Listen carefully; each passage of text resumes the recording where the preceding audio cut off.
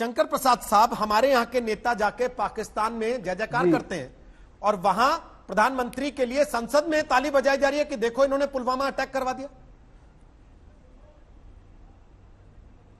देखिए, ये जो आज बयान आया है जो आपने अभी सुनाया, ये मेरे ख्याल से एफएटीएफ को सुनाना चाहिए। इससे ये जाहिर हो रहा है कि पूरा पाकिस्तान एक टेररिस्ट स्टेट है। एक और वो प्रूफ दे रहे हैं अपने आप कि हम तो इसकी बड़ी ताली बजा रहे हैं। हमारे प्रधानमंत्री बड़ा खुश हैं, उन्होंने ही करा पुलवामा, वही पुलवामा के आर्किटेक्ट हैं। हमारा देश पुलवामा का आर्किटेक्ट है, हमारी पार्लियामेंट पुलवामा की आर्किटेक्ट है। तो ये तो एक एफएटीएफ को एक इसका कटिंग भेजिए और उनसे कहिए कि सुन लीजिए इनको ब्लैकलिस्ट में डालने के लिए। अभी फरवरी में दोबारा होगा, ये उनको जरूर बयान दिखाइए कि that is not only a terrorist individuals, terrorist group जैसे आईएसआई को बताते हैं और बाकी जो उनके ग्रुप्स हैं, तंजीम हैं, उनको बताते हैं। ये तो पूरा देश टेररिज्म है, इनकी तो पार्लियामेंट टेररिज्म है, इनके तो प्रधानमंत्री टेररिज्म को सपोर्ट कर रहे हैं। पुलवामा के तो आर्किटेक्ट प्रधानमंत्री हैं, उनकी संसद का इसको सपोर्ट है। ये कहां की बात कर रहे हैं? Why are they doing this? I can't understand.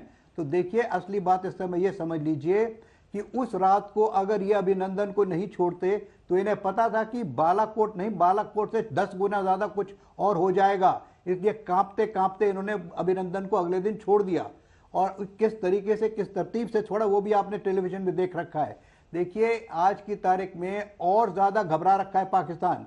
Pakistan की तरफ से बयान आते रहे, नहीं आते रहे, उससे कोई मतलब नहीं है, चाहे कितनी भी तैयारी दिखाए ना दिखाए। लेकिन आज भारत को यह यकीन हो गया है, भारत की सेनाओं को, कि while we have to cater for, while we have to factor in the strength of Pakistan military, but it is not a problem which is going to scare us. हम इससे डरते नहीं है, क्योंकि पाकिस्तान की आर्मी आज भी घबरा रही होगी। अगर कुछ हो गया तो कहीं भारत हम पर हमला ना कर दे। अगर हम पर हमला कर दिया तो ना हम यहां के रहेंगे, ना हम प्लेन्स के कहीं के रहेंगे, हमारा देश ही समाप्त हो जाएगा। विशंबर साहब, इस देश में तो पूरी जमात थी एक बुद्धिजीवियों की जो इमरान खान को बधाई दे रहे थे और कह रहे थे क्या स्टेट्समैनशिप दिखाई आपने, शानदार, कमाल है, आप तो बहुत बढ़िया, क्या गजब के इंसान है। अब पोल खुल रही है ना एक एक करके। एक, डर के मारे अभिनंदन को छोड़ा, और दो, वो खुद पुलवामा का डिजाइन करने वाले आदमी थे जिनके लिए संसद ताली बजा रही है उनकी। अब क्या कहिएगा? देखिए रोहित, मैंने बहुत पहले भी कहा था और मैं वहां से शुरू करूंगा जहां से आपके रिपोर्टर ने खत्म किया था, कि शासक को और हमारे पॉलिटिशियंस को और पॉलिटिक्स को छोड़िए, तथ्य पर आइए। और ये वही तथ्य है जिसका हम तब बयान करते थे, देश के लोग भूल गए होंगे और आप लोग सब भूल गए होंगे। लेकिन जब ये हुआ था, हमने कहा था पाकिस्तान डरा हुआ है, ये मौका है, इस मौके को जाने मत दो, बहुत सुनहरा मौका है। और उन्होंने एयर वायलेशंस की हैं और हमने उनका एक एयरक्राफ्ट गिराया है। कोई बात नहीं, हमारा एक बहादुर एयर पायलट उनके कब्जे में है।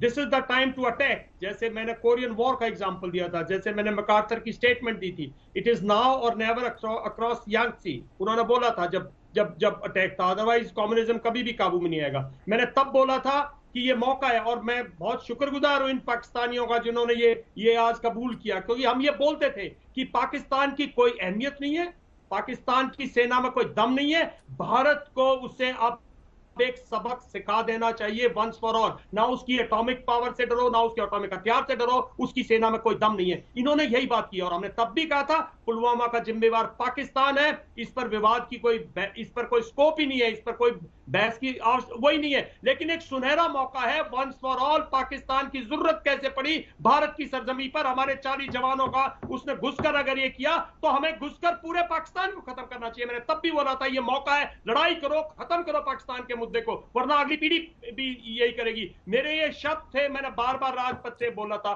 लेकिन एक सुनहरा मौका खो दिया और अब भी हम इसमें खो देंगे। मैंने एक और बात कहूंगा जो अभी शंकर प्रसाद कह रहे थे, यही आज की हालात है। मैं पिछले 5 महीने से कह रहा हूं कि हम क्यों चाइना की बातें करते हैं, क्यों पॉलिटिक्स में घुसे। ये मौका है चाइना को अगर सबक सिखाना है तो, वरना चाइना को भी उसके बाद आप सबक नहीं सिखा सकते। चाइना की सेना का भी यही हाल है। चाइना के पास टेक्नोलॉजी है, इकोनॉमी है, फाइनेंसेस है, ये सब है, लेकिन चाइना की सेना का भी आज बॉर्डर पर यही हालात है जो पाकिस्तान का है। और मौका है इन दोनों देशों को एक सबक सिखा दिया जाए ताकि आने वाली पीढ़ी सुख शांति, भारत तरक्की में रहे, शांति में रहे। जो भारत के लोग हैं, हमारे लोग बड़े शांति प्रिय हैं, हमारा देश बहुत शांति चाहता है, हमारा देश तरक्की और उन्नति और इन सब पर चलना चाहता है। लेकिन पाकिस्तान और चाइना कीड़ा है जो हमें खाए जा रहे हैं।